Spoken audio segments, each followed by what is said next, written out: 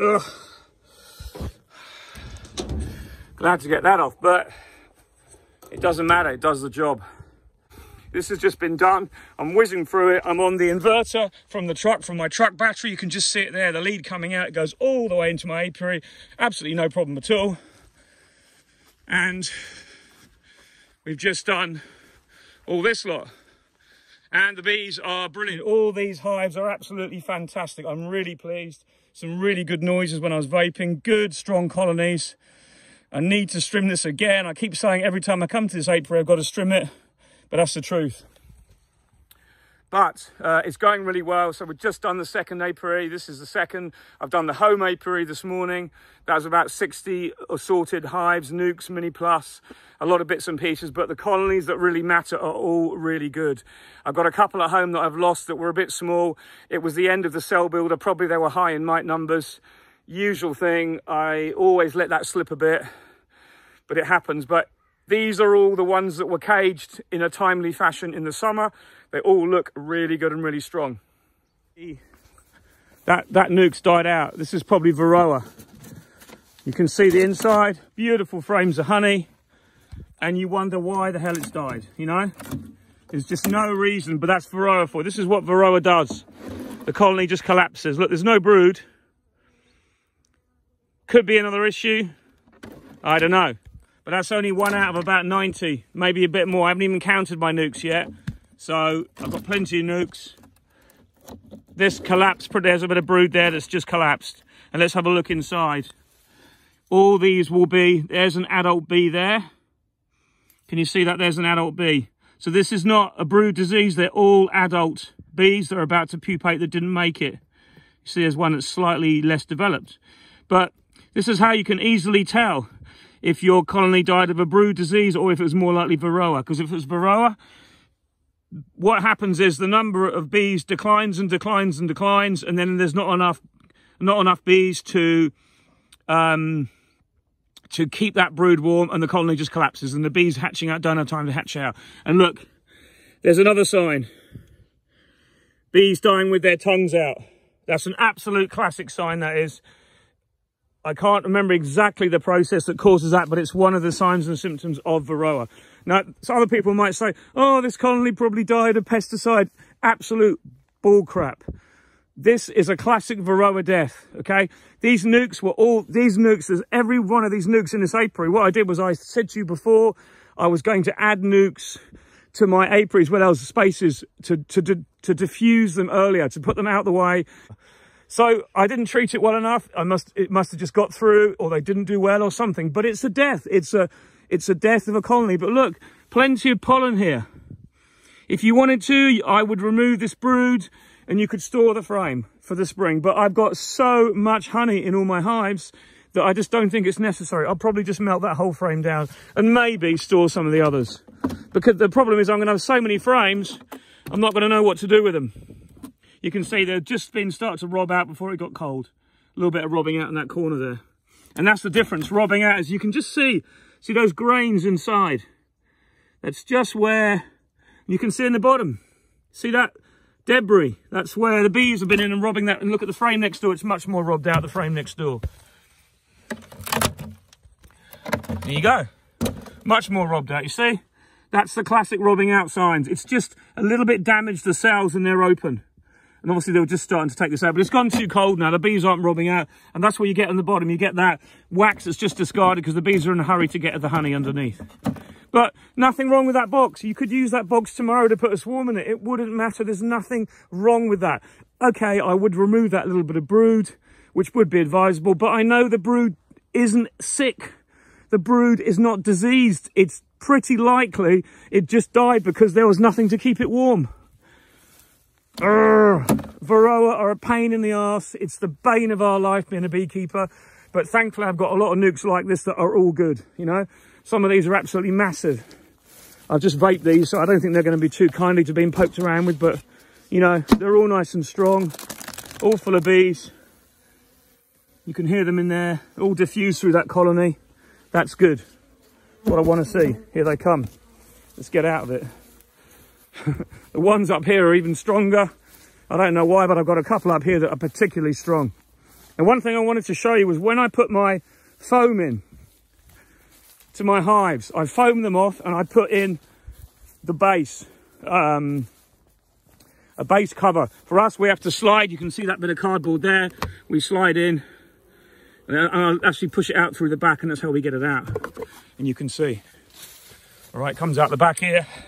That's how we do our Dadant hives. We get this. It doesn't seal it brilliantly, but I can buy now a product that actually is made for these hives by Nico. So I'm probably going to do that, but it works pretty well to do this way. And I can leave some of these in as might drop monitors. So, you know, we'll see. I'll leave a few in each apron. It gives us an idea.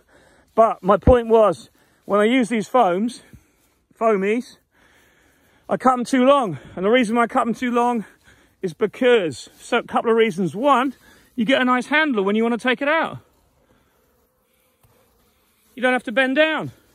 And also, every time you push the nozzle of the Sublimox into the foam, it might melt it a little bit, but because it's thick, you can do it multiple times. See, it's melted that bit a bit there. No big deal. But it's what we call a sacrificial foam. It's no big deal. You just use them. And when I put them in, I always start at one side. I'll start there, for example, and then immediately close the whole thing off and push it in as I go. And if you start from one end and go to the other, if you've got bees that are just about to fly, you completely confuse them because you're quick and it's rapid. So there you go. That's what I do. That's what works for me. I use the foam. Other people I've seen cut exactly the right size rags and all this. Just get some cheap foam from an upholsterer and do it. Cut it up on a bandsaw or something like that. It's just so easy. It doesn't have to look pretty. It's for vaping your hives, you know?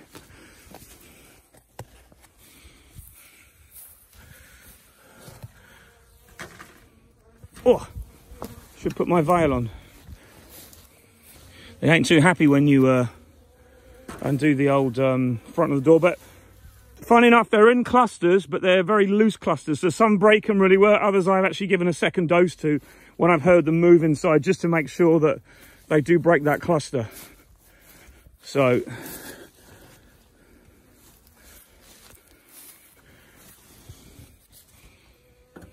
this hive here is so strong, this nuke. Absolutely amazing. I daren't have a look. They're not actually that nice of bees, but the nuke is absolutely bursting. I just gave them a double dose as well because, I mean, look at that. It's just incredible. Look at those bees. I mean, that nuke is going to need transferred in blinking February, I think, if it starts early this year. So we'll have to be careful with that one. But they're a bit darker, those, and they're just a bit more aggressive. That could be one of those colonies that gives and gives, but they're absolutely horrible. But we'll see. I'm going to leave them alone now. So, yeah, the vaping's going really well. This is all colonies that were caged. The majority were caged in here. So what does I come along and I take all these out, and I come back and take the front boards out. So all those bees are a little bit pale, which is good. But this, as I said, is just what happens. This is just shit that happens when you're doing a beekeeping. You know, when you're keeping bees, bees just die, and it's Varroa. I guarantee that's Varroa. But anyway, there is something I can use there. I know it's not got any disease. Can take that away, melt the frames down or clean them out, whatever you want to do. And Bob's your uncle, Fanny's your aunt, the nuke's ready again to use. So, cleaning your Sublimox. This is how you do it. I'm still wearing my mask because there's still some fumes coming out that you can see, so get it really hot. Okay, this is my Sublimox. Very hot piece of kit, but it's protected. Like the other ones in America, the Pro Vape and all that range, they're all really good. They're excellent pieces of kit for doing the job. You need to keep this hot to clean it. You've got to clean it regularly. What you do is very simple. You just get a tiny amount of water.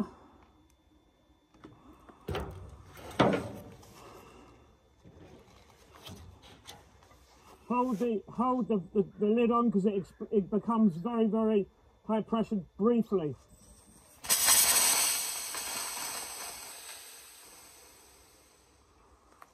what that does is it flushes the pan out, it flushes out the tube here, but you've got to let it recover now, because you're using steam instead of oxalic acid, or apibioxal, whatever you want to call it. Apibioxal uses a lot less heat. When you put water in this, it cools it down rapidly. So let it recover. Watch till your light goes off. I've got this running on my usual apparatus, my inverter. And when the light goes off, give it a few seconds afterwards.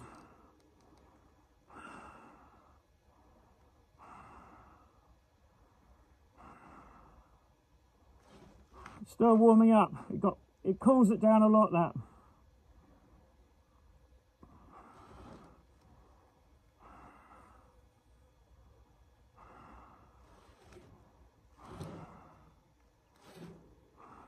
There we go.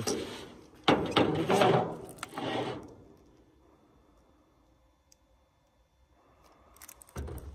One more time. And then that will do it.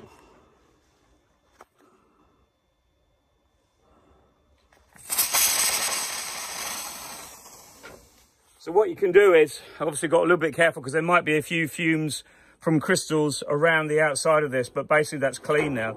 And I'll show you the inside. Look, you can see it's pretty spotless.